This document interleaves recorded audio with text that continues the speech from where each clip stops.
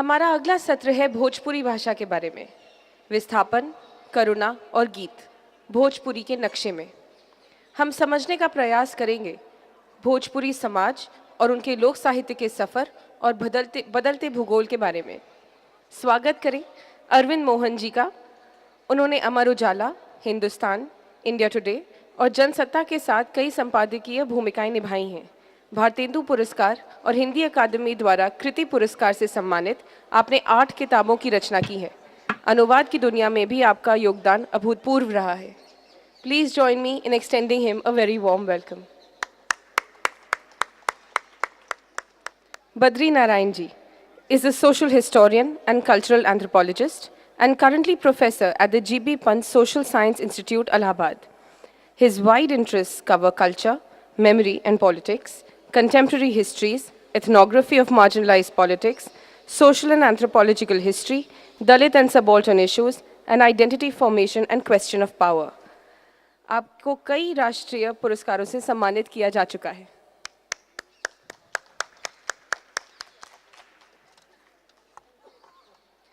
Surbhi Sharma is a filmmaker whose key concern is to document cities in transitions and understand cultures in circulation.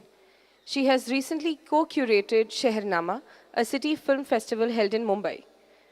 Bidesiya in Mumbai के लिए इन्हें Puma Catalyst Award दिया जा चुका है। मृत्युंजय जी से हमारी कल भी मुलाकात हुई थी। यह हिंदी कवि, अनुवादक, आलोचक और एक्टिविस्ट हैं। पंडित मल्लिकार्जुन मंसूर की आत्मकथा एवं काव्य संग्रह स्याह हाशिए की रचना है। आप इस सत्र के सूत्रधार भी रहेंगे। समन्वय के इस भोजपुरी सत्र में आप सब लोगों का स्वागत है। भोजपुरी एक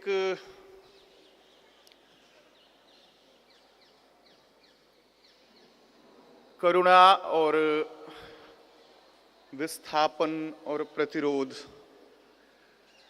इन 3-4 बिंदुओं के आसपास हम इस सत्र में बातचीत करने की कोशिश करेंगे।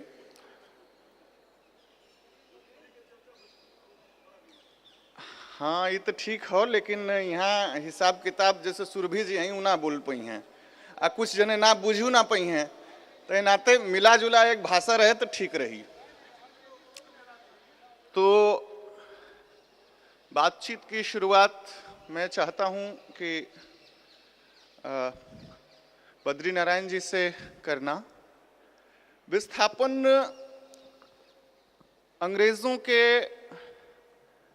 ज़माने में शुरू हुआ। अंग्रेज़ों ने गिरमिटिया मजदूर, जिसको एग्रीमेंटल मजदूर से बना, उस तरह से बहुत सारे मजदूर भारत से तमाम देशों को गए और यहाँ से भोजपुरी के गीतों में, भोजपुरी की भाषा में एक अलग तरह का एक अलग निखार, एक अलग रंग आना शुरू होता है। मैं चाहता हूँ कि विस्थापन के कारणों और उसकी पहुँच कहाँ तक पहुँची और दोनों इलाकों में जहाँ विस्थापित होकर गए और जो लोग विस्थापन की मार सहते हुए घरों पर रह गए, उनके बारे में बातचीत करते हुए इस चर्चा को शुरू किया जाए। आप देखिए, भोजपुरी एक ऐसी भाषा क्षेत्र है जहाँ से लंबे समय से माइग्रेशन चल रहा है। सिर्फ अंग्रेज़ों के समय ही नहीं, अंग्रेज़ों के पहले भी जब मुग़ल शासन था तो एक बहुत अच्छी किताब है, डर के कॉल्फ, एक हिस्टोरियन है और बताते हैं कि वहाँ पर नौकरी का बड़ा फैसिनेशन था। तो आगरा से लेकर के और पूरे बिहार के उस क्षेत्र में लोग अपनी जो कुश्ती, खेल कुश्ती यानी अखाड़ों में कुश्तीबाजी करके अपने को हमेशा ऐसा बनाते थे ताकि जो आर्मी मार्केट था, यानी जो उस समय के सामंतों की सेना थी और उस समय के मुगल नवाबों और राजाओं की सेना थी, उसमें नौकरी ले सके। नौकरी का एक बहुत बड़ा आकर्षण था वहाँ के लोगों में। तो ये 15वीं-16वीं शताब्दी की बात वो बताते हैं। और उसके बाद जब अंग्रेज आए तो माइग्रेशन की प्रक्रिया और कारण बदल गए। पहले तो कृष्ण का भी माइग्रेशन एक डिस्प्लेसमेंट था, युद्ध के कारण हुआ डिस्प्लेसमेंट, और वो आपके लोक संस्कृति में उसकी क्राई आपको दिखाई पड़ेगी। वो आपको मथुरा के आसपास और बिहार के आसपास हर जगह दिखाई पड़ेगी। तो अंग्रेजों ने आने के बाद जिस तरह से हमारी इकॉनमी में चेंज किया, हमारे खेती की पद्धति बदली तो गरीबी का एक नया रूप आया। गरीबी पहले भी था, लेकिन गरीबी का एक नया रूप आया और उसमें हमारी एक बड़ी जनसंख्या डिस्प्लेस्ड हुई, अकाल पड़ने लगे। आपको पता ही होगा उस समय बड़े पैमाने पर अकाल पड़ने लगे। उसके बाद 1857 का जो आंदोलन होता है वो एक बड़ा कारण है इस डिस्प्लेसमेंट को बढ़ाने का, जिसमें बहुत सारे लोग जो अंग्रेजी सेना के लोग थे, अंग्रेजी सेना को डिसबैंड को ख़त्म कर दिया गया था 1857 के आंदोलन के बाद, जिसमें कि बक्सरिया जो तिलंगिया लोग थे, बक्सर में जिनसे जो जुड़े हुए जो इनका रिक्रूटमेंट हुआ था, उन सबको ख़त्म कर दिया गया और बड़े पैमाने पर भोजपुरी लोग उस सेना में थे और वो लोग सब सड़क पर आ गए और अंग्रेजी सरकार ने एक ऑर्डर इशू किया था कि इनको कोई नौकरी नहीं दी जाए। तो उसमें बहुत सारे लोग अपनी आइडेंटिटी छुपा के, अपनी जाति छुपा के, अपना नाम छुपा करके सूरीनाम, मॉरिशस, फिजी, त्रिनिदाद वगैरह चले गए। आप वहाँ जाएंगे सूरीनाम में और नीदरलैंड में, फिजी में, तो आज भी सिपाही बाबा, यानी कोई औरत बताती है हमारे बाबा जो थे वो सिपाही बाबा थे, क्योंकि सिपाही यानी ग्रेट ग्रैंडफादर जो थे वो सिपाही थे और वहाँ से भाग के आ गए थे। तो बहुत सारा ये जो सिपाही थे वो। तो दूसरा कारण जो था वो 1857 का आंदोलन था, उससे पैदा हुआ केओस था, उसमें पैदा हुआ अंग्रेजी दमन था, जिससे भोजपुरी लोग डिस्प्लेस्ड हुए। और तीसरा जो कारण था उस समय वो था कि जिस तरह से जो फ्यूडल रिलेशन था, फ्यूडल रिलेशन में उनके पास स्पेस, काम कम हो गया, जॉब कम हो गई, सामंतों का दमन था, उससे भी लोग छोड़ के भागे और वहाँ पे गए। कई लोग जैसे नौकरी मिल गया तो, और अंग्रेजी नौकरी का बड़ा, यानी सरकारी नौकरी का फैसिनेशन बहुत था।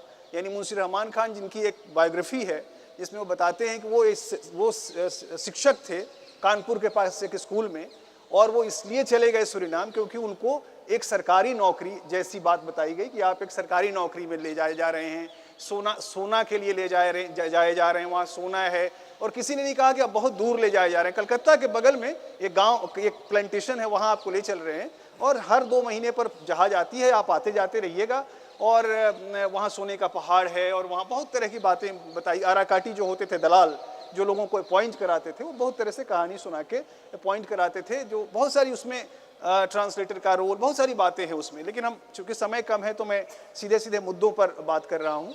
तो इन सारे कारणों से बड़े पैमाने पर माइग्रेशन हुआ और आपको आश्चर्य होगा कि 1.2 मिलियन लोग एक ही क्षेत्र से 100 साल में माइग्रेट करते हैं, जिसमें से डिस्प्लेस्ड होते हैं। ये पूरी जो पॉपुलेशन है जो फैली हुई है, आज 20 करोड़ लोग भोजपुरी बोलते हैं, एक डेटा है, पता नहीं कितना सही है, लेकिन वो ये डेटा हमने सूरीनाम, मॉरिशस वगैरह में लगातार लोगों को कोट करते देखा है कि हम 20 करोड़ लोग भोजपुरी भाषी हैं। तो वो जो लोग हैं जो वहाँ गए, इसमें से तो ये जो हुआ, इसके कारण माइग्रेशन हमारे भोजपुरी लोग की समाज की सबसे मुख्य स्वर है। और माइग्रेशन की जो पीड़ा है, क्योंकि उसमें से 40,000, लगभग 40-50 हज़ार लोगों ने अपनी पत्नियों को छोड़ दिया यहाँ, और वो वहाँ जाकर के उन्होंने दूसरा घर अपना बसा लिया। और तो ये जो छोड़ी गई महिलाओं का जो पीड़ा है, या those who left out here, यानी जो छोड़े गए लोग और जो छोड़ के गए लोग, दोनों का दुख, यानी दोनों ही दुखी थे, जो छूटे और जो छोड़ के गए। और उसकी पीड़ा ने यहाँ की लोक संस्कृति को रचा है। और उस लोक संस्कृति पर बात मुझे लगता है दूसरी बार जब करेंगे तो। लेकिन ये जो लोग गए, वो अपने साथ लोक संस्कृति जो गए, उनके साथ क्या गया, वो अपने साथ अपनी याद में इंटेंजिबल हेरिटेज के रूप में हमारे लोकगीत, हमारी लोक कहानियाँ, हमारी लोक संस्कृति। आपको पता होगा धोबिया नाच सूरीनाम का राष्ट्रीय नाच है, जिसको हम लोग यहाँ पर धोबियों का नाच कह के मार देते हैं, उसको लात ये धोबी नाच रहा है, वो वहाँ का राष्ट्रीय नाच है। बिरहा जितना पॉपुलर है इन देशों में, जितना उसको महत्व है, तो आप सोचिए कि कौन लोग थे और किस तरह की लोक संस्कृति को लेकर के गए। और वहाँ पर विदेशिया, अभी विदेशिया पर बात होगी, यहाँ गीत गाया जाता है कि काहे तू छोड़ के गईले रे विदेशिया, और उसका पूरा मैं अभी जब उस पर सेशन पे आएंगे तो बात करेंगे। और वहाँ पर होता है कि पिटवा कारण हम छोड़ के अइनी रे विदेशिया, यानी वो वहाँ जवाब देते हैं, यहाँ से सवाल होता है लोकगीतों में और वहाँ के लोकगीतों में जवाब है। तो दोनों ही एक पीड़ा से ग्रसित हैं, जिसको हम कहते हैं विदेशिया भाव। उस पर भी बात करेंगे जब गीतों पर अगली बार जब सवाल पर आएंगे तो ये एक बड़ा पॉपुलेशन, और उस पॉपुलेशन ने वहाँ जाकर के जद्दोजहद किया, संघर्ष किया, बहुत अच्छी स्थिति में है उसमें से बहुत सारे लोग, और वो अपने को खोज रहे हैं, खोजते हुए यहाँ आ रहे हैं। बटोहिया हम लोग कहते हैं कि एक विदेशिया ट्रेडिशन है, दोज हु माइग्रेटेड, और उनके बारे में कुछ भी पता नहीं है, कहाँ चले गए, दोज हु डिसअपियर्ड। यहाँ के लोगों को पता नहीं था वो किस देश में ले जाए गए, कहाँ चले गए। रात में सोए, सवेरे पता चला कि एक बड़ी पॉपुलेशन 10-5 लोग एक गांव से कहीं गायब चले गए, हो गए। कोई मेला देखने गया, वहां से पकड़ लिया गया, कोई बाजार में गया, वहां से ले लिया गया। तो वो विदेशिया है। परदेशिया जो जाता है और आता है, आपके हमारे जैसे लोग। और बटोहिया जो बटोहिया ट्रेडिशन, विदेशिया ट्रेडिशन, परदेशिया ट्रेडिशन एंड बटोहिया ट्रेडिशन। बटोहिया जो आता है और जिससे हम संदेश भेजते हैं, और जो अब खुद अपने को खोजने आ रहा है। नया अर्थ अब उस बटोहिया ट्रेडिशन में आ गया है कि अब वो माइग्रेंट वहां से लौट के आ रहा है और खुद अपने रूट को खोज रहा है। और उसमें भी आप एक आधापन, यानी आपको कोई भी मिलेगा नीदरलैंड में, सुरिनाम में, अमेरिका में, ये जो माइग्रेंट्स हैं, आपको लगेगा कि वो आधा है। खूब सब कुछ है उसके पास, पैसा है, धन है, पावर है, लेकिन जब बात करेगा और जैसे ही भोजपुरी और बिहार, इंडिया की बात आ जाएगी, वो ऐसा हो जाएगा जैसे लगेगा कि वो एकदम आधा हो गया है। तो ये जैसे एक गीत है ना, मोरंग मोरंग मो सुनीला, मोरंग न जानी हो राम, अरे रामा मोर पिया चले मोरंग देसवा, तो हम कैसे जिए भो। ये जो अचानक से विस्थापन है, या जैसे जो कह रहे थे बद्री नारायण जी, तो लाल पसीना, अगर अभिमन्यु अनंत वाला उपन्यास आप देखें जो उस इलाके के प्रवासी लोगों पर लिखा हुआ है, तो उसमें सबका बहुत एथेंटिक किस्म का जिक्र है। बातचीत जहाँ छूटी है उसको आगे बढ़ाते हुए मैं, अरविंद जी हैं हमारे बीच में हमारे साथ, उनसे बात, उनका काम है जो देश के भीतर विस्थापन है, बिहार, उत्तर प्रदेश के इलाकों से या और भी इलाकों से, मतलब चूंकि हम भोजपुरी की बात कर रहे हैं तो भोजपुरी भाषी इलाके से बहुत सारे मजदूर अन्य अन्य प्रदेशों में काम की खोज में, काम की तलाश में गए। तो क्या मैं जानना चाहता था कि जो ये बाहरी विदेश जाने की अभिव्यक्ति जैसे हुई है और जो देश के भीतर विस्थापन है, उनमें क्या अंतर संबंध या रिश्ता बनता है, अरविंद जी? देखिए, मैंने माइग्रेशन पे काम किया, ख़ास तौर से जो बिहारी मजदूर पंजाब जा रहे हैं उन पे काम किया। और उसकी शुरुआत यही थी कि मेरे घर में जो लड़का काम करता था पहले, अचानक एक दिन गायब हुआ, और कहाँ गया इसका ठीक पता हम लोगों को नहीं था। हम बहुत इस तनाव में कई दिन जिए कि किस तरह वो है और कहाँ है, कैसे गया। बाद में पता लगा कि उसका कोई बहनोई पंजाब गया था और वो अपने साथ लिए गया। ये अर्ली 70s की कहानी है। तो तब से उस बच्चे, वो हमारी उम्र का था, तो तब से उस पंजाब में वो मारा गया। फिर उसका छोटा भाई भी मारा गया, उसकी बहुएं दोनों की गांव में रह गई, हमारे ठीक पड़ोस का लड़का था, तो वो रह गई। उन बहुओं की जो हालत थी, हर तरह से जो उसकी कहानी हम सुनते रहे, तो वो मुझे काफ़ी हॉन्ट करता रहा। बहुत बाद में मैं पंजाब गया आर्मी एक्शन के बाद पत्रकार के तौर पे, और काफ़ी दिन अंदर घूमा पंजाब के सब जगह। मुझे उस दौर में भी काफ़ी बिहारी दिखाई दिए जब आर्मी एक्शन हुआ था स्वर्ण मंदिर का तब। तो वो विषय मेरे मन में था। मैंने बिरला फाउंडेशन को से ये इसके लिए फेलोशिप मांगा, संयोग से वो मिल गया, तो ये काम मैंने किया। मुझे जो उस समय, आज से करीब 20 साल पहले काम किया था, और तब का आंकड़ा ये था कि बिहार पंजाब में करीब 2.5 करोड़ लोग हैं, जिसमें 42 लाख माइग्रेंट हैं। और पंजाब का पूरा ही जीवन, माने खेती से लेके ईंट भट्टों पे काम करने वाले, दुकानों पे काम करने वाले, रिक्शा खींचने वाले, बड़ी फैक्ट्रियों में काम करने वाले, ये सब माइग्रेंट थे। सिर्फ बिहारी माइग्रेंट नहीं थे, निश्चित रूप से उसमें हिमाचल के काफ़ी लोग थे, यूपी के थे, झारखंड के थे, बंगाल के थे, लेकिन बिहार का माइग्रेशन सबसे ज़्यादा शायद था। माइग्रेशन के लिए अभी बद्री जी जो कहानी सुना रहे थे, मुझे लगता है कि उस कहानी में ही मैं कुछ और जोड़ना चाहता हूँ कि माइग्रेशन की जो किस्से हम सुनते हैं वो तो बुद्धिज़्म के साथ जो बिहार के लोग गए प्रचार में, और वो अपने साथ क्या क्या ले गए, कहाँ ले गए, वो सब कहानियाँ श्रीलंका में और बाकी जगह की है। वो चीज़ें अपनी जगह थी। इवन झारखंड के इलाके में मुग़ल पीरियड में बिहार से लोग बसाए गए खेती करने के लिए, क्योंकि बेहतर खेती करते थे कि रेवेन्यू बढ़ेगा और ये अब भी कुर्मी और बातो नाम से जो वहाँ लोग हैं वो लोग हैं। लेकिन 1857 तक बिहार से फोर्स माइग्रेशन का कोई रिकॉर्ड नहीं दिखाई देता ढंग से।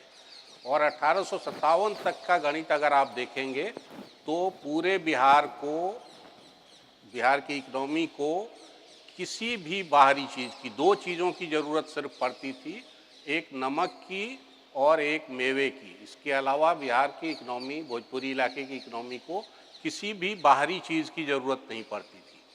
सब चीज़ वो अपना पैदा करते थे, अपने यहाँ उनका हुनर था जिससे वो सब काम करते थे। और तीन चीज़ें बिहार के लोग बाहर भेजते थे, जिसमें कपड़ा, मलमल और रेशम का कपड़ा काफ़ी बड़े पैमाने पे था, साल्टपीटर बड़े पैमाने पे भेजा जाता था, और तीसरी चीज़ मुंगेर से बंदूक भेजना बड़े पैमाने पे शुरू हो गया था, क्योंकि बंदूक की फैक्ट्री थी वहाँ।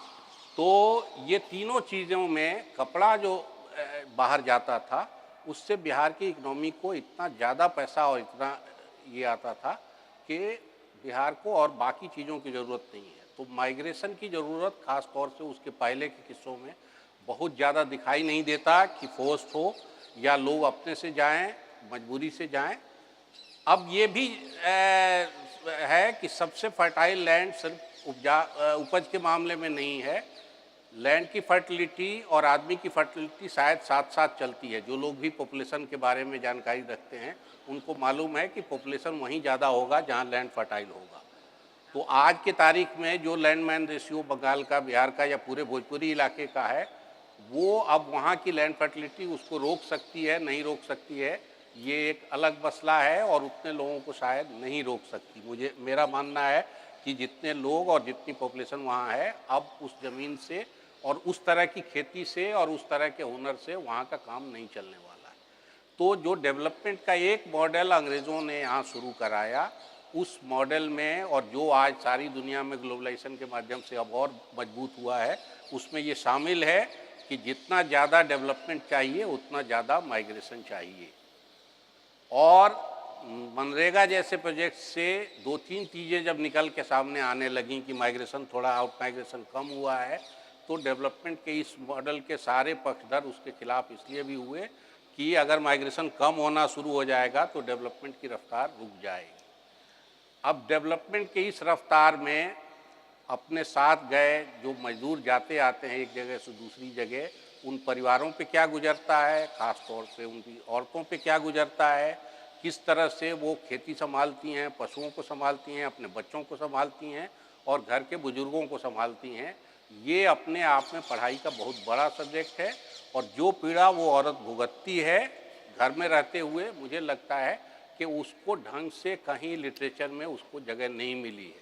उसको जगह अगर मिली है तो लोकगीतों के माध्यम से मिली है उसको, क्योंकि गाना बजाना सब औरतों की हिस्सेदारी उसमें बहुत ज़्यादा थी। मुझे अभी कहानी चल रही थी, मुझे अपने बचपन का याद है, बुआ एक मेरी थी, पढ़ाई लिखाई बहुत नहीं थी, लेकिन मैंने उनको कभी किसी भी आयोजन में पुराना गीत गाते हुए नहीं सुना था।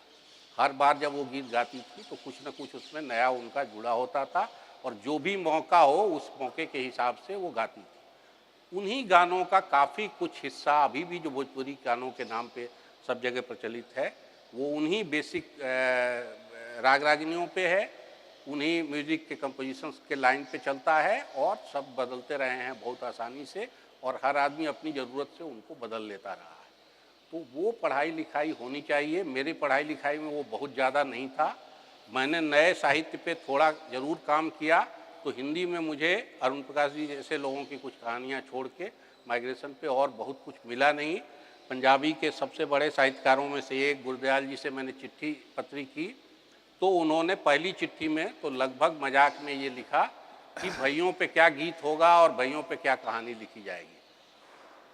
मैंने बहुत गंभीर होकर फिर चिट्ठी लिखी कि मुझे दुख हो रहा है कि पंजाबी में माइग्रेटरी बर्ड्स पे गीत हैं और कहानियाँ हैं और उन पे बच्चे खेलते हैं, उन कहानियों के बेसिस पे। तो जो मजदूर आके आपकी इकनॉमी और समाज में इतना इम्पोर्टेंट भूमिका निभाते हैं, उनके बारे में कुछ क्यों नहीं है।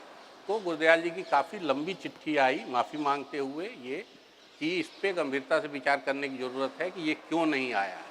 तो जो मेरा ये कहना है कि जो लोक साहित्य इस बड़े एक जब माइग्रेशन काफ़ी छोटे पैमाने पे होता था तो लोक साहित्य उन सारी भावनाओं को, औरतों के दुख को, विरह को, इन सब चीज़ों को अच्छे ढंग से बता देता था। अभी नया साहित्य इतने बड़े माइग्रेशन को क्यों नहीं रिप्रेजेंट कर पा रहा है, ये एक बड़ा सवाल है। और मैं बहुत लोकगीतों का भी जानकार नहीं हूँ, बहुत नए साहित्य की भी पढ़ाई मेरी कम है, लेकिन इसके बाद भी मुझे लगता है कि जो लोग भी साहित्य में आज सक्रिय हैं, चाहे वो इलाकों के हिसाब से हों या भाषा के हिसाब से हों, उनको इस सवाल पे गंभीरता से सोचना चाहिए कि वो जो साहित्य लिख रहे हैं उसमें इतनी बड़ी चीज़ कि गांव के गांव उजड़ जा रहे हैं, गांव का गांव खाली हो रहा है माइग्रेशन से, वो चीज़ क्यों नहीं रिफ्लेक्ट हो रहा है, उन लोगों की पीड़ा, उन परिवारों की पीड़ा, उन इंडिविजुअल्स की पीड़ा क्यों नहीं रिफ्लेक्ट हो रही है। मैं इसी चिंता से ये एक मौजूद सवाल है, एक दिलचस्प सवाल है, लेकिन शायद हमको और इस सत्र को एक जगह इकट्ठा करने की तरफ बढ़ना चाहिए। विदेशिया का जिक्र हुआ, मैं आना चाहता हूँ उसको। विदेशिया की कहानी आप लोग जानते हैं, महान नाटककार भिखारी ठाकुर की लिखी हुई विदेशिया, और काम भी किया है बद्री नारायण जी ने। मैं सुरभि जी की तरफ मैंने जो एक अभी बात कर रहे थे हम लोग की, दो तरफा है। एक बाहर गए आदमी का दुख है और एक घर पे छूट गई महिला का दुख है। अब देखिए, एक जंतसार का छोटा सा गीत है, मैं पढ़ देता हूँ और उसके बाद मैं जानना चाहूँगा कि इसको कैसे देखें, इस पूरे फिनोमेना को। एक खास करके एक स्त्री की नज़र कैसे देखती है इस पूरे, क्या स्त्री की नज़र वो बाहर गए पुरुष की नज़र जैसी ही है। ये गीत है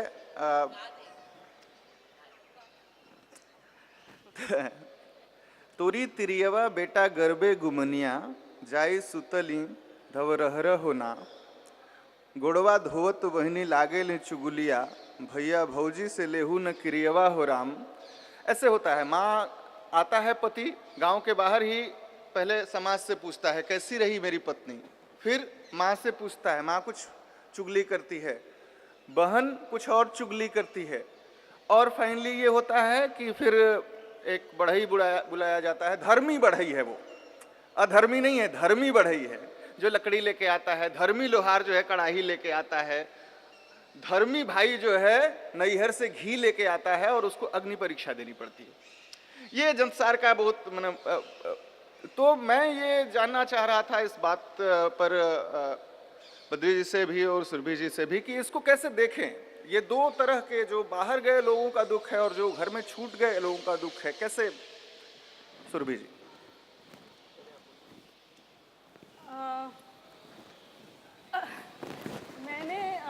मैं ये जो गीत जिसका आपने जिक्र किया, जब मैंने एक फिल्म बनाई है विदेशिया इन बम्बई, जो भोजपुरी पॉपुलर कल्चर जो बम्बई में प्रोड्यूस किया जा रहा है उसके ऊपर, तो मेरे प्रोजेक्ट की शुरुआत में ही मैंने ये गीत की रिकॉर्डिंग की थी।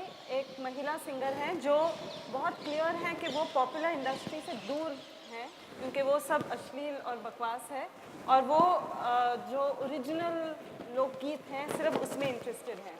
तो ये गीत और वो बहुत ही खूबसूरत गाती हैं। उन्होंने पूरा मुझे ट्रांसलेशन दिया, मुझे भोजपुरी आती नहीं है, ट्रांसलेशन दिया है, और बहुत ही एक मूविंग किस्म का गीत था। तो मुझे लगा कि ये मेरी फिल्म की शुरुआत है। पहले दिन की जो शूटिंग थी वो ये थी। जैसे जैसे 3, 4, 5 साल मैंने बम्बई में शूटिंग की, मैं उस प्रोजेक्ट से बहुत दूर चली गई कि जो महिला घर पे रह गई है उसकी व्यथा क्या है। वो मेरे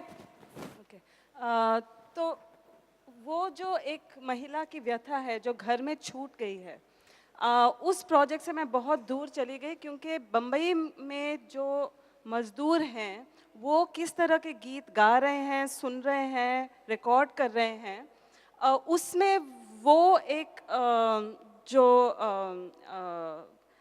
रियलिटी है महिला की वो बिल्कुल ही एब्सेंट थी।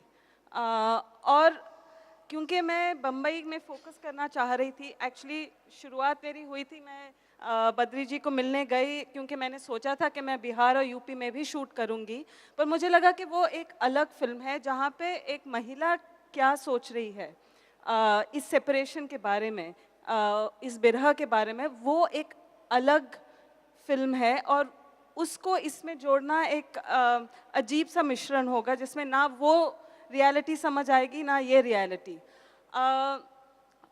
जो मैंने बम्बई में देखा, जो माइग्रेशन का जिक्र हर हर तरह के गाने में है, वो हमेशा मेल सिंगर गा रहा है और हमेशा एक फीमेल एक्सपीरियंस के ऊपर गा रहा है। वो मुझे काफ़ी अजीब लगा और मैंने बहुतों से पूछा कि आप महिला के दुख के बारे में क्यों गा रहे हो, आपका जो अनुभव है शहर में उसके बारे में क्यों नहीं गा रहे हो। और उनको मतलब वो हमेशा मेरे सवाल को काफ़ी एक नासमझ सा सवाल मानते थे और किसी ने खास जवाब नहीं दिया क्योंकि उनको लगा ये सवाल ही काफ़ी बेतुका है। पर ज़्यादा मुझे लगने लगा कि एक जो फॉर्मुलेशन है एक मेल सिंगर का, मेल इमेजिनेशन का, कि मेरी पत्नी का की क्या एक्सपीरियंस है गांव में, वो बिल्कुल ही जो महिला के एक्सपीरियंस से बिल्कुल ही जुड़ा नहीं है, वो एक फॉर्मुलेशन है। तो ये जो गीत है, जैसे मैंने कहा वो मेरा पहला रिकॉर्डिंग था, वो मैंने अपने प्रोजेक्ट से दूर कर दिया क्योंकि उसमें एक कन्फ्यूजन हो जाती, क्लैरिटी ख़राब हो जाती कि मैं एक वेल राउंडेड एक्सपीरियंस की बात कर रही हूँ जो मैं नहीं कर रही थी। मैं एक जो आदमी बम्बई शहर में मजदूरी कर रहा है उसकी क्या इमेजिनेशन है, उसका क्या सेल्फ एक्सप्रेशन है, मैं उस पर फोकस करने लगी। तो actually as a woman film maker काफ़ी मुश्किल था मेरे लिए कि मैं एक वुमेन्स एक्सपीरियंस से बहुत दूर जाते हुए एक फॉर्मुलेशन, एक प्रोजेक्शन के ऊपर मैंने फोकस किया। तो दैट वाज माय। मैं जहाँ पर सुरभि ने छोड़ा है वहाँ से मैं पिकअप करता हूँ, वो है कि प्रायः जिन महिलाओं के दुख का गायन पुरुषों ने किया है, यानी विदेशिया शब्द जो माइग्रेंट के लिए हम लोग इस्तेमाल करते हैं, हिंदी में प्रवासी, माइग्रेंट के लिए एक शब्द है प्रवासी या उत्प्रवासी, कोई अपना देशज शब्द नहीं है। विदेशिया एक शब्द है जो माइग्रेंट के लिए इस्तेमाल किया हमारे कवियों ने और भिखारी ठाकुर ने उसको बहुत बड़ा रूप दिया। लेकिन उसके पहले जब 1833 में जब ये माइग्रेशन शुरू हुआ, यानी डिस्प्लेस्ड माइग्रेशन कह सकते हैं आप, गिरमिटिया माइग्रेशन, उसके तुरंत बाद 1850 में एक पोइट थे मुजफ्फरपुर के, उन्होंने एक गीत लिखा, उसमें विदेशिया शब्द का इस्तेमाल किया। उसके पहले हमारे निर्गुण संतों ने विदेशिया शब्द का इस्तेमाल किया था अदर वर्ल्ड के लिए। उसके बाद 1890 के आसपास में बक्सर के एक पोइट द्विजराम जी थे, उन्होंने विदेशिया टेक से और विदेशिया मीटर में, जिसको बाद में भिखारी ठाकुर ने सेम मीटर का इस्तेमाल किया है, वो लिखा। और इस तरह से पूरा इवोल्यूशन की हिस्ट्री है। और उसी समय एक घटना और होती है, एक यहाँ से दिल्ली से एक वैश्या जो कि मुगल दरबार में रही थी, वो 1857 में डिस्प्लेस्ड होती है, उसका नाम है सुंदरी वैश्या, और वो जाती है मिर्ज़ापुर में और मिर्ज़ापुर में रहती है वहाँ कुछ दिन। वहाँ पर उसने वहाँ पर बहुत सुंदर गीत उसने कंपोज किए हैं। सबके तनैया जाला काशी विशेषर रामा, नागर नैया जाला काला पनिया रे हरी। Kala Pani as a metaphor of the migrant space destination.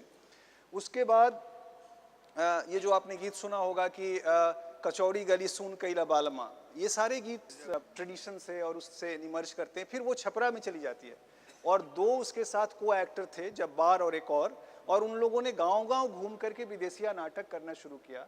और भिखारी ठाकुर, ये 1906 के आसपास तक चलती रही। और भिखारी ठाकुर ने उसी समय ये सारे इकोज जो थे भिखारी ठाकुर के मन मस्तिष्क में रहे होंगे, खुद भी माइग्रेंट थे, खुद कलकत्ता से लौट के आए थे, उन्होंने विदेशिया नाटक, एक फुल फ्लेज नाटक पूरे उसके साथ एक कंपोज किया। और विदेशिया ये लामा नाही हवन नाटे, लामा नहीं है नाटा है, करिया नहीं है गोर है, लेकिन लामा नहीं है नाटा है, गोर है और नाटा है। उसके बाद मंझली जवान शाम सुंदर है बटोहिया, मैंने मंझले कद का जवान है वो। घूठी पर धोती कर नाक जैसे सुगा के ठोर, यानी जो धोती है वो घुट्टी तक है और नाक सुगे के ठोर की तरह है उसका। सर पर टोपी छाटी चकल बटोहिया, सर पर एक टोपी पहने हुए है। अब ये टोपी भोजपुरी लोग उस समय पहनते थे नहीं पहनते थे, ये एक अलग विषय है। आवेला 6.5 मास लागेला अधिक आस, बरसतवा में पिया घरे पिया बिना इसे रह विदेशिया बटोहिया। और वो आपने सुना होगा कि जो मोरंग जो है, मोरंग नेपाल के पास का एक एरिया माना जाता है, वहाँ भी माइग्रेशन हुआ था। और कलकत्ता है जो मेटाफर, यानी जो मॉरिशस सुरिनाम जाने वाले हैं उस सारे गीतों में कलकत्ता है, यानी हुगली है, कलकत्ता है। गवना कराई पिया घरे बैठवले से अपने गईले विदेशरे विदेशिया। तो ये सारा जो, तो हम लोग कहते हैं कि जो माइग्रेट करके जाता है उसको पैसा मिलता है, वहाँ पे इतना पैसा मिलेगा, लेकिन जो इमोशनल सेपरेशन होता है, इमोशनल लॉस होता है, उसको कोई पैसा भर सकता है क्या? और उसको कौन भरता है? उसको जो इमोशनल लॉस है उसको लोकगीत से, लोक संस्कृति से ही वो लोग जो जहाँ रहते हैं वहाँ गा करके और अपने दुख को कहते हैं। तो ज़्यादातर लोकगीत जो महिलाओं के लिए लिखे गए हैं, महिलाओं के दुख का बयान है, वो पुरुषों ने लिखे हैं, पुरुषों ने कंपोज किया है। अब इसके पक्ष में परकाया प्रवेश जैसा तर्क आप दे सकते हैं, या आप कह सकते हैं कि नहीं उसमें जेंडर इश्यूज या उसमें महिलाएं ठीक से अभिव्यक्त नहीं हुई हैं, लेकिन काफ़ी कुछ उनके दुख को, क्योंकि वो बड़ी कथा बन गई थी भोजपुरी क्षेत्र के।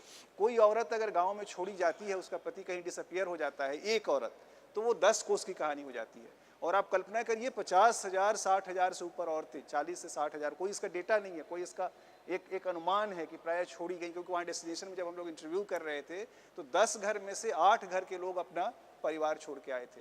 एक सज्जन थे वहाँ, वो खाना खाते समय क्या करते थे, वो चूँकि एक खुद में अपने आप में गीत है इसलिए मैं उस घटना का बयान कर दे रहा हूँ। और उनकी जो ग्रैंड डॉटर है वहाँ के सबसे बड़ी टेलीविज़न कंपनी की डायरेक्टर है, मालिक है। वो बता रही थी कि हमारे बाबा क्या करते थे, खाना खाते समय रोने लगते थे, और जो थाली था, एक थाली में ये कवर हमारे पिता के लिए, एक कवर हमारे माँ के लिए, ये कवर हमारी पत्नी के लिए, इसको हम छोड़ के आए हैं, और वो खा ही नहीं पाते थे। वो ये हर 10 दिन में 8 दिन उनका यही होता था। प्रायः लोग पागल होके मरे जो फर्स्ट जनरेशन के माइग्रेंट थे। और वो पीड़ा कोई भी कवि जो उस समाज का है, जिसको वो देखता है और उसको रिफ्लेक्ट करता है। तो अगर आप देखें तो ये सारे जो जिन लोगों ने गीत बनाए वो उन समाज के भीतर रहने वाले लोग थे, चाहे भिखारी ठाकुर हों, चाहे महेंद्र मिश्र हों, और बहुत सारे जेनोर बने हमारे यहाँ, फॉर्म्स बने जो माइग्रेशन के ही सॉन्ग के लिए बने हैं। पूर्वी आप देखिए, पूर्वी का पूरा जो फॉर्म है, और पूर्वी में छपरहिया पूर्वी का विशेष रूप से जो महेंद्र मिश्र ने जिसको आकार दिया, और बहुत ही पावरफुल गीत लिखे उन्होंने, एक्सेलेंट पोएट। और भिखारी ठाकुर ने तो किया ही, विदेशिया और बटोहिया, ये सारे जो प्रतीकों का इस्तेमाल बहुत। बटोहिया वैसे रघुवीर शरण सिंह की कविता थी जिसमें एक देशभक्ति की कविता थी। बटोहिया शब्द पहली बार 1922 में इस्तेमाल हुआ था, लेकिन उसको भिखारी ठाकुर ने अपने नाटकों में एक अलग अर्थ में इस्तेमाल किया था, माइग्रेशन से जोड़ के। और अब तो माइग्रेंट जब आ रहे हैं तो बटोहिया हो ही रहे हैं। तो इस तरह से जो पीड़ा है औरतों की, वो पुरुषों ने लिखा, क्योंकि वो बड़ी कथा थी हमारे समाज की, और हर आदमी उससे एम्पैथाइज करता था। छोड़ा गया पिता, छोड़ा गया बेटा, छोड़ी गई पत्नी, और ये छोड़े गए लोगों का दुख है, और जो छोड़ के गए उनका दुख, ये दोनों दुख कहीं ना कहीं मिलते हैं। इन दोनों दुखों में बनाम खोजना, वर्सेस खोजना, मुझे लगता है कि इससे बेहतर है कि हम उसमें निगोशिएशंस ढूंढें कि कैसे एक दूसरे में अंतः संवाद था। तो इस तरह से ये लोकगीत जो है, एकदम ठीक कहा अरविंद जी ने, कि हमारे उस इतिहास को, जो माइग्रेशन की सफरिंग का इतिहास है, एक इमोशनल लॉस की रिकवरी का इतिहास है, जिसके लिए और कोई फॉर्म और नॉलेज नहीं है। रामरेश त्रिपाठी ने 1930 में, बहुत बड़े फोकलोरिस्ट थे हमारे उत्तर प्रदेश के, और नॉर्थ इंडिया पर बहुत काम किया है, ग्राम गीत आपने सुना होगा। उसमें उन्होंने कहा है, एक इंट्रोडक्शन में लिखा है कि मैंने देखा जौनपुर में एक ट्रेन जा रही थी, औरतें अपने पति को छोड़ने आई थी, और वो रो रही थी और गा रही थी, गा रही थी और रो रही थी। ये जो रोने और गाने का रिश्ता है, ये हमारे भोजपुरी समाज का मूल आत्मा है। और ये हमारे लोक गीतों में, हम सूरीनाम में जब वो लोग गीत गाते हैं और मॉरिशस में, तो बड़े फास्ट बीट का गीत गाते हैं। तो वही पूर्वी जो हमारे यहाँ वेदना का, वियोग का के रूप में बहुत स्लो टोन में गाया जाता है। मेरी माँ बहुत स्लो टोन में गाती थी, और वो लोग बहुत फास्ट टोन में गाते हैं। वही कहानी, वही दुख, लेकिन वो फास्ट टोन में गाते हैं। मैंने पूछा ऐसा आप लोग क्यों करते हैं? कहा यहाँ के लोकल जो लोग हैं, हम लोग थोड़ा डांस वांस, यानी वहाँ कॉन्टेस्ट कॉन्टेक्स्ट बदल गया है, उस पर बाद में शायद बात करें मौका रहे तो। लेकिन जब वो भोजपुरी क्षेत्र में गाया जाता है तो वो पूरा दुख का एक बयान होता है। जो अभी जो जत्सार का जिक्र किया, और यहाँ पर मैं बात खत्म करूँगा शायद अगले उसके लिए बाइट के लिए, वो मृत्युंजय ने कि वो जो धर्म यानी धर्म भाई, उसको अग्नि परीक्षा देना पड़ता है जो छोड़ी गई औरत है। तो औरत का दुख यानी जो औरत का दुख है वो एकहरा नहीं है कि सिर्फ छूट गया और छोड़ा गया। छोड़ने के बावजूद जो पूरा फ्यूडल समाज का एक नैतिक दबाव है, उस दबाव में भी गुजरना। उस औरत की कथा क्यों बड़ी कथा बन जाती है? क्योंकि पति छोड़ गया है तो हर आदमी उसको दोष देता है, पता नहीं क्या इसमें गड़बड़ी रही होगी, पति छोड़ के भाग गया, या पति कहाँ, इसके ही पाप से पति डिसअपियर हो गया, किसी को पता ही नहीं चला कहाँ चला गया, इसी ने कोई पाप किया होगा। तो हर कुछ का कारण उस औरत को, आप गांव में, आप सब गांव से जो भी आए होंगे याद होगा, आज से 20 साल 30 साल पहले जिस औरत का पति नौकरी करने भी चला जाता था और वो साल 1.5 साल नहीं आता था, तो उसको विधवा जैसे ही व्यवहार लोग करते थे। यानी ज्वाइंट फैमिली में उसके साथ विधवा के व्यवहार, और उसके कोई उसका सम्मान नहीं था। यानी पति साथ रहे तो सम्मान, पति साथ नहीं रहे तो अपमान। तो इस परंपरा से गुजरा हुआ तो जो धर्म परीक्षा है, अग्नि परीक्षा है, वो इसलिए दिया जाता है। और भी बहुत सारे जो कहेंगे ना गैर रिवोल्यूशनरी, गैर प्रोग्रेसिव सॉन्ग्स में एलिमेंट्स हैं, लेकिन उन एलिमेंट्स को अगर आप पूरे कॉन्टेक्स्ट में, फ्यूडल सोसाइटी के कॉन्टेक्स्ट में रख के व्याख्या करेंगे तो बहुत आसानी से उसके कारण और अर्थ समझ में आ सकते हैं। समय की बहुत ही कमी है, मुझे तो बहुत सारे सवाल अभी पूछने थे और बात करनी थी, कैसे करेंगे पता नहीं। जैसे अभी हालिया परिदृश्य पर हम लोग आए ही नहीं, थोड़ा तो उस पर बात करना बनता था, लेकिन उसके पहले एक छोटा सा एक शिवनंदन भगत हुआ करते थे, जस्ट एक बात, उसके बाद आते हैं इस समय के परिदृश्य पर। शिवनंदन भगत भिखारी ठाकुर के समकालीन थे और भगत साहब ने लगभग उसी मीटर में एक विदेशिया के ही मीटर में गीत लिखा। जाति के हजाम भइलें, पेशा के नपाक कैलें, हिजरा के गिनती में गैलें भिखरिया, दोकड़ा के सिंदूर अवसर बूढ़ी बन नाच कैलें, रुपया में इज्जत गंवले भिखरिया। तो जिस इलाके में ये हो रहा है उसमें जाति की संरचना भी एक महत्वपूर्ण संरचना है। शायद बहुत थोड़े में अगर आप लोग में से कोई भी इस पर बात करना चाहे तो, खुद भिखारी भी इस तरह की गाली गलौज वाली शब्दावली में उस जैसा बड़ा रचनाकार अपने समय में देखा जा रहा है, सुना जा रहा है, कहा जा रहा है। तो कोई तो वो सामाजिक ताकतें हैं जो भिखारी जैसे लोगों को या इस तरह के दुख को आने से रोकने की बात करती हैं।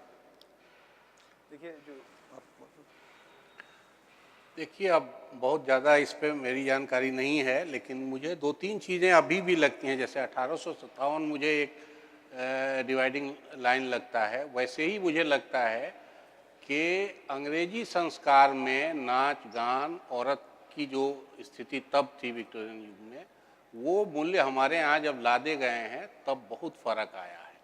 और भिखारी तक के किस्से जो हमने सुने हैं अपने बचपन में माँ से या चाची से, इनसे, कि भिखारी भी जब आते थे गाने तो पूरा एक सेशन सिर्फ पुरुषों के लिए होता था और बाकी सेशन सबके लिए होता था।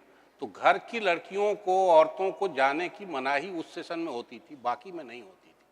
और उस समय जो भिखारी गाते थे वो सबके लिए गाते थे, सचमुच में ऐसा गाना कि घर की औरतें सुन रही हैं, मर्द सुन रहे हैं।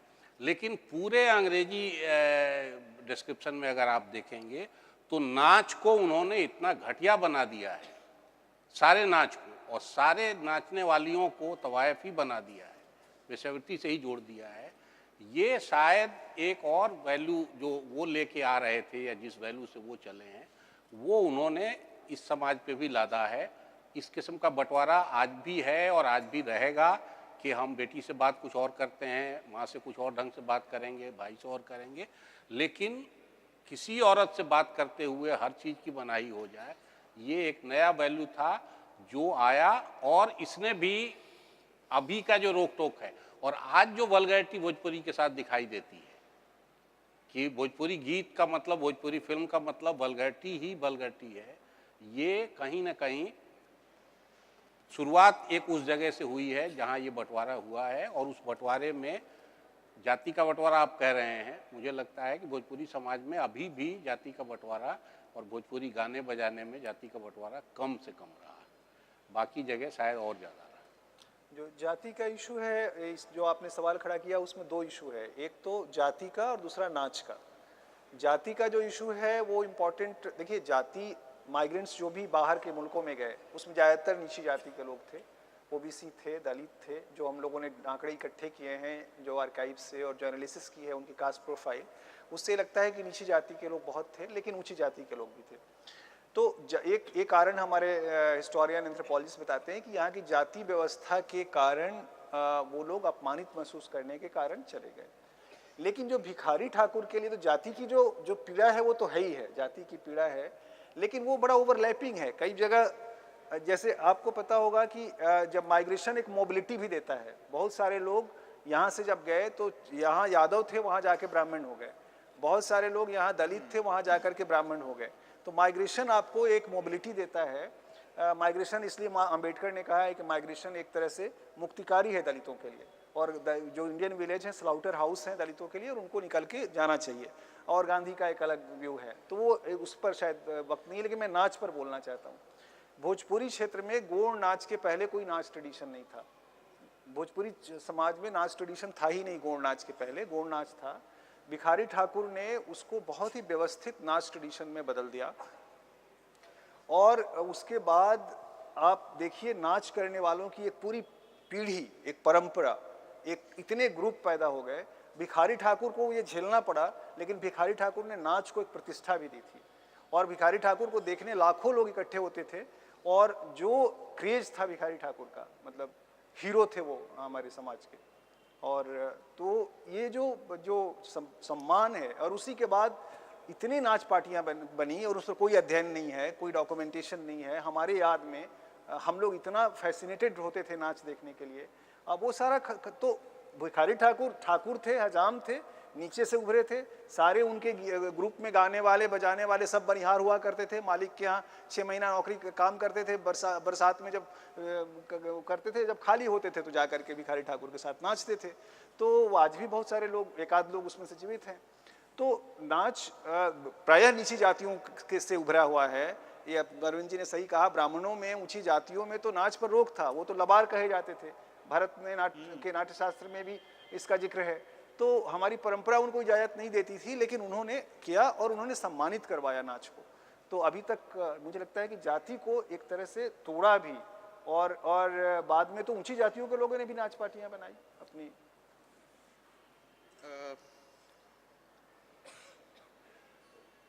कैसे करें बहुत मुश्किल है।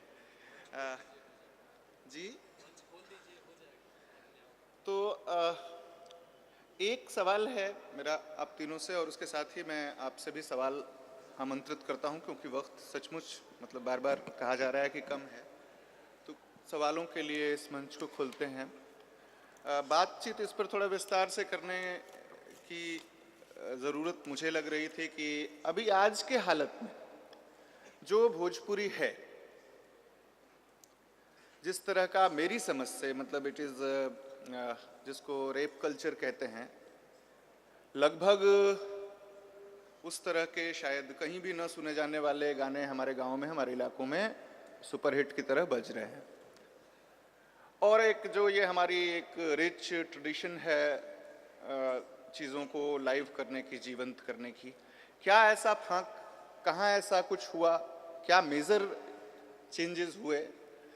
वक्त सचमुच कम है, मैं जानता हूँ कि मैं ख़राब तरीके से सवाल पूछ रहा हूँ इतना ढेर सारा, लेकिन फिर भी मैं चाहता हूँ कि आप में से आप लोग इसका जवाब और दें, और दर्शकों में से कोई साथी सवाल करना चाहें। सर एक तो वो जो छोटी सी बात है कि सुनंदन भगत जी का जो जिक्र इन्होंने किया था, अजोर में पूरा जो निकलती थी भोजपुरी परिवार से, उसमें जन कवि भिखारी नाम से जब किताब आई थी तो रघुवंश सिंह साहब ने उसकी समीक्षा की थी और बड़ी पिटाई की थी भिखारी ठाकुर की। और रही बात तो नाच की, तो विदेशिया तो बहुत प्योरीफाइड वर्जन लगता है, जो मेरा अपना देखा हुआ जो करते हैं लोग, और जो मैंने ट्रैवल किया जो नाच पार्टियों के साथ, उसमें धोबी धोबिन का प्रसंग रखते थे जो बहुत ही फूहड़ होता था बाकायदा। बाद में पिटाइयाँ भी हुई उनकी, कई जो बताते हैं रामदास राय एंड ऑल, ये बात की बात है। मैं माइग्रेशन पे एक सवाल है मेरा बस, कि हम जनरली उस करुणा को, उस पेन को हम पकड़ते हैं, जिसको अर्जन देहान ने अपने लाइवलीहुड सारण और माइग्रेशन वाले पर्चे में लिखा है, जो पोको रीडर में पब्लिश्ड है, वो है। और फिर उसमें बक्सर से बक्सरिया और ये सब जो जाते हैं, पूरा सैनिक वैनिक आर्मी मिलिट्री वाले जो, फिर जो दिल्ली की तरफ, उसका तो जिक्र नहीं हालांकि, लेकिन जो माइग्रेशन होता है सर, लेकिन पुल और पुश थ्योरी से एकदम इतर है। विदेशिया का जिक्र आता है, वो लड़की रोती है, महिलाओं का पेन है। पुरुष क्या कर रहा है, पहला ही सीन है कि एगो हमारे मित्र आइल बड़न कलकत्ता से, वो जब माहौल बहुत अच्छा, मैंने एग्जैक्ट मुझे डायलॉग याद नहीं है, मैं माफ़ी चाहता हूँ। उसका पूरा कहना यह है कि मैं भी सोच रहा हूँ 10-15 दिन के लिए हुआ हूँ। ओपनिंग शॉट है नाटक का, उसमें ये कहता है कि मैं थोड़े दिन के लिए शौकिया जो ये माइग्रेशन हुआ, इस पर हम बात क्यों नहीं करते हैं। जो भोजपुर का शौकिया माइग्रेशन है, जो देखा देखी हुआ, जिसका जिक्र रेणु अपने कहानी में करते हैं, जिसका जिक्र तीसरी कसम के कहानी में, जो मेले के दृश्य में दो लोग बात कर रहे हैं चाय के ठिये पे, कि कलकत्ता शहर में लड़कियां जो है साइकिल चलाती हैं और फला फला ढिमका जो भी चीज़ें होती हैं। तो ये जो शौकिया माइग्रेशन है, उस पर बद्री सर अगर आप कुछ प्रकाश डाल सकें, क्योंकि हमने ज़्यादा पढ़ा नहीं उस पर। देखिए, मैंने आपको बताया कि अंग्रेजों के आने के पहले तो नौकरी फैसिनेशन था, लोग नौकरी जाने के लिए, यानी माइग्रेशन नौकरी के लिए होता था, और सैनिक होना चाहते थे, सिपाही होना चाहते थे, और पूरा एक कल्चर था खेल कुश्ती का। वो खेल कुश्ती आज भी जीवित है बाहर के मुल्कों में, तो वो था शौकिया। लेकिन अंग्रेजों के आने के बाद जो फिनोमेना बदला वो ये हुआ कि एक बड़ी कम्युनिटी एक साथ, 1.2 मिलियन पीपुल एक साथ कुछ सालों के इतिहास में, और जिनके बारे में कोई पता नहीं था, डिसअपियर्ड नो पीपुल, पता नहीं कहाँ चले गए, खो गए, मर हर गए, हिरा गए, किसी के बारे में कोई पता नहीं, किसी का क्रियाक्रम पहले ही बाद में ऐसे ही कर दिया गया पता किए बिना कि वो जीवित है नहीं जीवित है। तो ये बहुत बड़ी घटना थी उसके लिए, इसलिए उसने और फॉर्म्स जो थे माइग्रेशन के उनको ओवरलैप कर, वो उसको ढक दिया, और ढक करके एक मेटाफर क्रिएट किया, जो मेटाफर सफरिंग पर टिका हुआ है। माइग्रेशन का सुख भी है, जब वो आते हैं बाहर से आम छाप धोती पहन के, कुरुम जूता पहन के और पैसा लेकर के, तो बड़ा गांव में सम्मान भी बढ़ता है जो परदेसिया आते हैं। लेकिन हाँ गबर की चोर, लेकिन जैसे ही चले जाते हैं वैसे ही दुख को जगा जाते हैं। धरणीदास की कविता याद, लोकगीत याद करिए, जिसमें कहते हैं ना कि वो सुग्गा एक दे के हमारे हस्बैंड चले गए हैं, जो हमारा दुख को बार बार जगा रहा है। हाँ। तो ये परदेसिया के साथ ये है कि वो आता है और दुख जगा के चला जाता है। फिर विदेशिया तो गया ही पता नहीं कहाँ चला गया। उसका एक हमारे बलिया में एक परिवार के सज्जन माइग्रेट करके ऐसे ही डिस्प्लेस्ड हुए थे गिरमिटिया के रूप में। वो जब उनके बच्चे सेटल वेटल हो गए तो उन्होंने कहा कि चलो अब हम मरेंगे अपने गाँव में, यानी ये भी तो बलिया है अपने मरने, मतलब गाँव में गए तो पता चला उनकी पत्नी जीवित थी कि उनका क्रियाकर्म पहले ही हो चुका है। अच्छा, जब क्रियाकर्म हो चुका है तो जिसका क्रियाकर्म हो चुका है उसको आप छू नहीं सकते। हाँ। तो अगले 10-15 साल वो सिर्फ वहाँ पे एक घर में वो रहते थे, घर में पत्नी रहती थी, पत्नी खाना बना के ऐसे ऐसे करके देती थी, दूर तक थाली फेंकती थी और वो थाली रोकते थे और खाते थे, थाली देते थे। और ऐसे ही वो मरे। उनके लड़के डॉक्टर थे वहाँ से मॉरिशस में, वो आके रिक्वेस्ट करते थे कि आप लौटिए, लेकिन वो नहीं गए। तो ये जो माइग्रेशन है ना, ये इसने और फॉर्म्स को ढक दिया। और फॉर्म्स भी हैं, आईटी माइग्रेशन नहीं है भोजपुरी क्षेत्र में, लेकिन सिपाही यानी ग्रियर्सन ने जिसको ग्लोरीफाई किया है, भोजपुरी की जो आइडेंटिटी ग्रियर्सन ने ग्लोरीफाई किया है, जिसमें लंबा होता है, इसमें भिखारी ठाकुर में नाटा होता है और उसमें लंबा होता है। आप फर्क देखिएगा। Migration is so central to the people who belong to that area. In that context, the popular culture, the identity issue, अभी बात हो रही थी कि फुहड़पन जो हमारे गीत में है या हमारी संस्कृति में है, उसका जो वाहन हो रहा है, that is being spread out. जरा इस पे थोड़ा आप प्रकाश डालें प्लीज।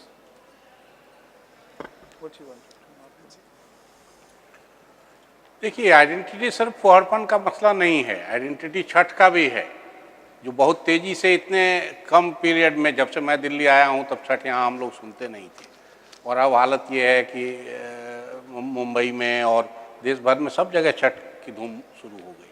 तो आइडेंटिटी के सवाल किस तरह से उभरते बनते बिगड़ते हैं वो अलग है, ये जो मेरा ये कहना था कि एक पूरा संगीत था, पूरा नाच गाने का कल्चर था, उसमें ये जो बंटवारे हुए हैं कि वल्गर को अलग करिए या उसी को इससे जोड़ दीजिए, बाकी चीज़ें अलग कर दीजिए, ये बंटवारा भी नुकसानदेह हुआ है। आज जो भोजपुरी में गाया बजाया जा रहा है उसका बहुत बड़ा हिस्सा वल्गैरिटी का ही है। और आज जो कम्युनिकेशन के लिंक बने हैं जिस किस्म के फ़ोन से और जिस किस्म के रेल से, वो माइग्रेशन अब नहीं होता है कि 1.5 साल और 2 साल के लिए कोई चला जाए, पूरा ग्रुप जाता है। और जैसे पहले के ज़माने में हम कहानी बहुत, असम गया उसको बकरा बना के किसी महिला ने रख लिया, अगर वो पुरुष वहाँ बहुत दिन रह गया तो उसको बकरा बना के रख लिया।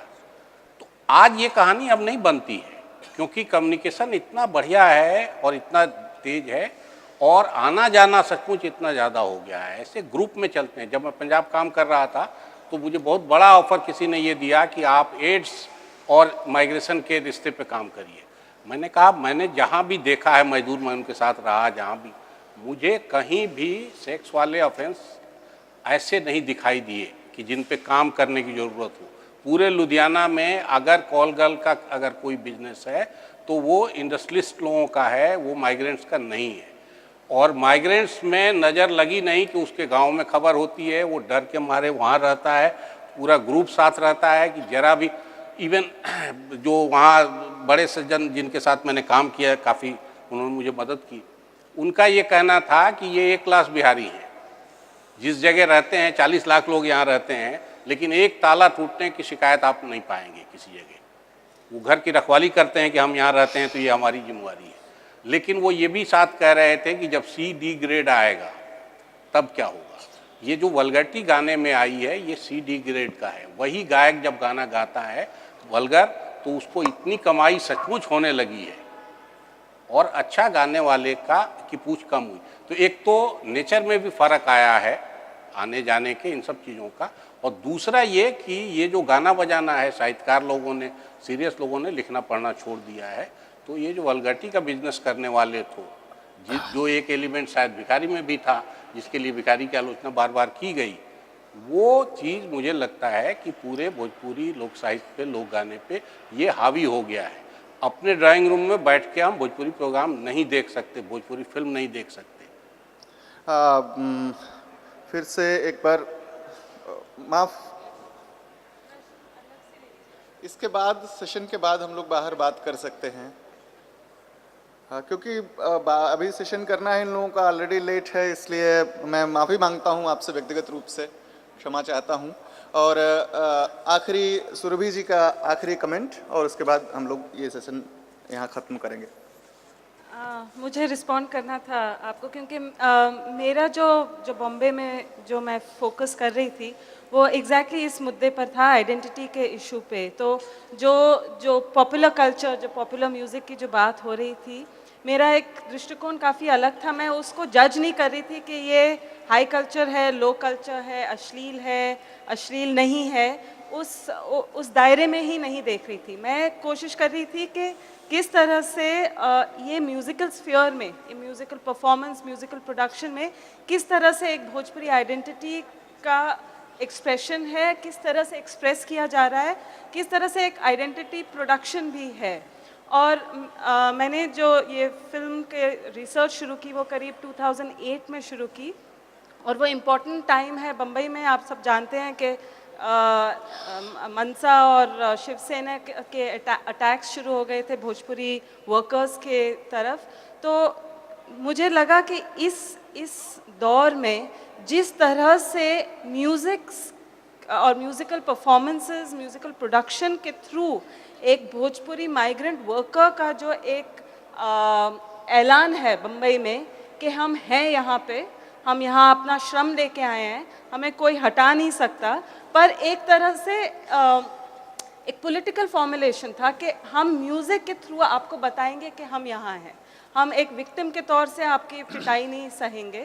तो वो मुझे काफ़ी इंटरेस्टिंग लगा। तो हाँ, म्यूज़िकल परफॉर्मेंस, म्यूज़िकल प्रोडक्शन में जो वो ऐलान था, वो साहित्यकारों को काफ़ी उससे तकलीफ़ होगी क्योंकि वो अलग तरह से था। उसमें ऑफ कोर्स काफ़ी तरह की अश्लीलता है, बट मुझे वो उससे ज़्यादा तकलीफ़ नहीं हो रही थी, क्योंकि मुझे एक अलग तरह का पॉलिटिकल फॉर्मुलेशन, एक पॉलिटिकल रिस्पांस था। हमेशा कंफर्टेबल नहीं, क्योंकि बहुत एक भोजपुरी मेल फॉर्मुलेशन है जिससे मृत्युंजय को बहुत तकलीफ हुई थी मेरे फिल्म के फुटेज देख के, और वो है एक बहुत ही अग्रेसिव मेल फॉर्मुलेशन है। पर मुझे बहुत इंटरेस्टिंग लग रहा था कि किस तरह से जो एक वर्कर का आइडेंटिटी है उसे छोड़ते हुए एक भोजपुरी माइग्रेंट का जो एक आइडेंटिटी प्रोड्यूस किया जा रहा है। और पिछले 5-6 साल से छठ पूजा बम्बई में बहुत ही बड़ा हो गया। मैंने तो कभी 10 साल पहले सुना भी नहीं था बम्बई में, पर अभी बाकायदा जुहू बीच पे या दादर के बीच पे किया जाता है, क्योंकि एक पॉलिटिकल रिस्पांस है मनसा और शिवसेना को। एक अच्छी, अभी बहुत सारा बहस करने का सवाल था और सुरभि जी से भी बात करनी थी, लेकिन मैं इस अच्छी बहस को सत्र के समापन की घोषणा करता हूँ। शुक्रिया। बाहर हम लोग बात कर सकते हैं।